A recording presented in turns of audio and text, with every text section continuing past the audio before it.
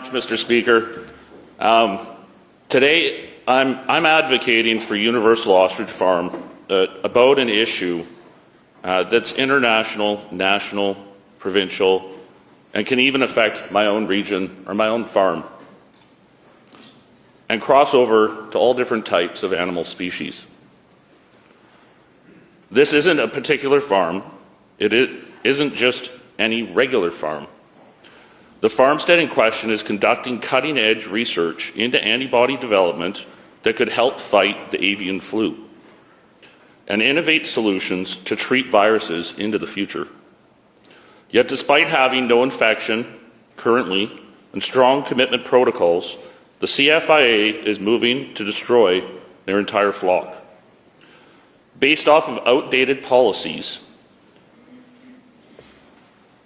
my question, Mr. Speaker, is to the Premier or to the Minister of Agriculture: will you commit to standing up for this farm and advocate to the federal government and the CFIA to consider a CFIA exemption or alternate options instead of blindly enforcing mass culls?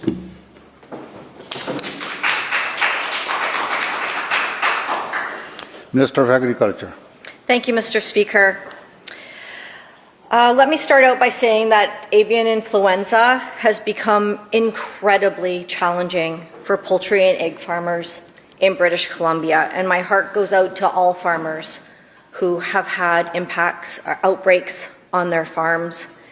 Avian influenza, as the member knows, is a federally regulated disease, and the Canadian Food Inspection Agency is the lead on investigating and responding to this virus.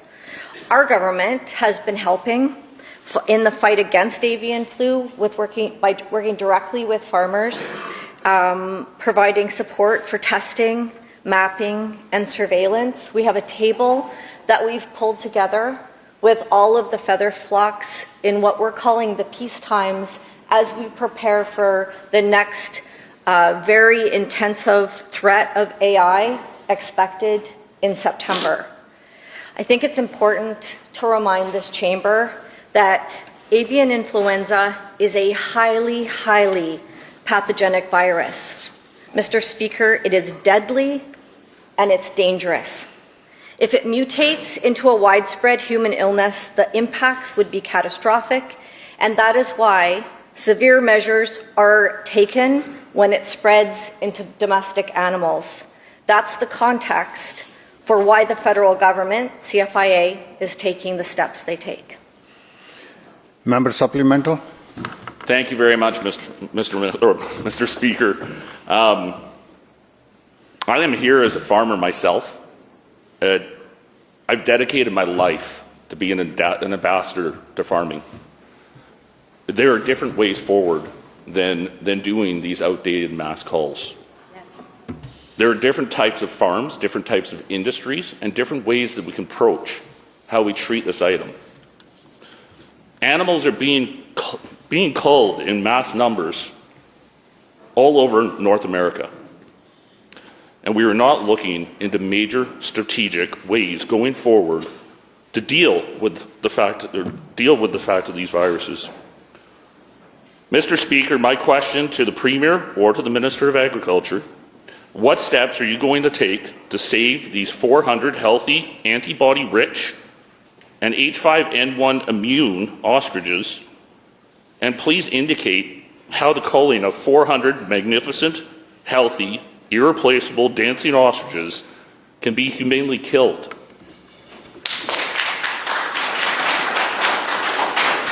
Minister. Thank you, Mr. Speaker.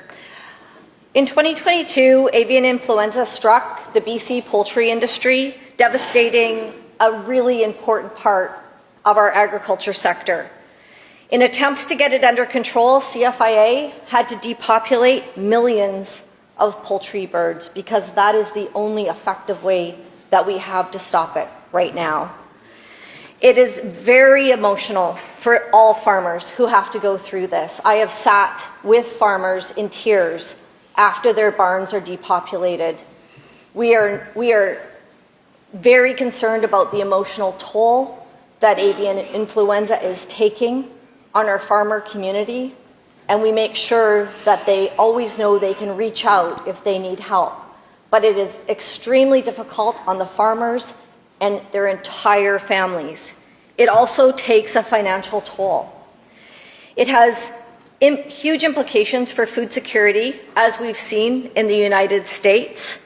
I want to acknowledge that the farmers that are visiting us in the House today are going through an incredibly difficult situation. I've committed to meeting with them after question period, Mr. Speaker, and their MLA from Kootenay-Monashee is also joining that meeting, and I've also invited the MLA from Peace River North to join. I have no problem sitting down with that farmer.